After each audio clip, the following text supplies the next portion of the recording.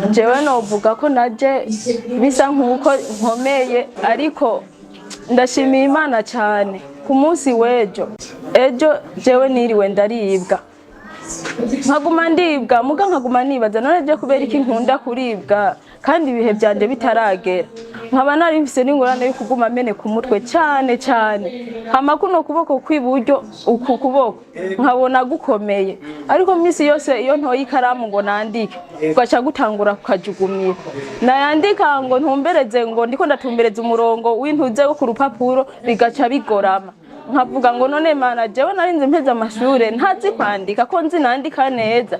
nandise nkaca njugumira rero ejo urumva niho niri wameze nabi munda umutwe uno musi rero mu gatondo biransubira rero umumama arahaca mbwira ati ngo tujane nkwereke iyo tuja gusengera uvuge n'ikibazo ca mama wawe niho nashika ngaho urumva naje nkomeye nkishika ngaho canongera renda riba cantangura kwiyumvira ati ngira ni Imana igomba inyibuse kugira singende batansengeye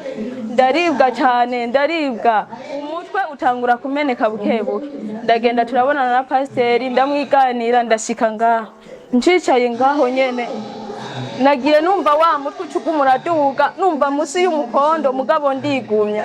nukuri ndashimiye Imana cyane ubu numva nakize numva meze neza munda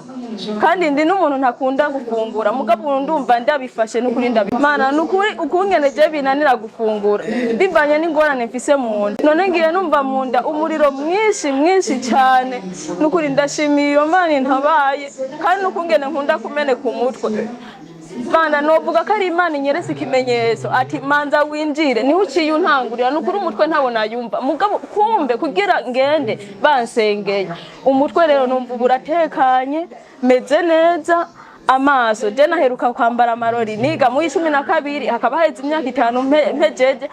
amaso yagumana intuze ibicu intuze umenga ni ibicu mu bariko barancumita ubu numva meze neza numva munda umuriro waheze nukuri ndashimiye Imana yo haheze nk'imyaka ishika nko kuri ine je nguma ndibwa cyane mugabo nkagumanwa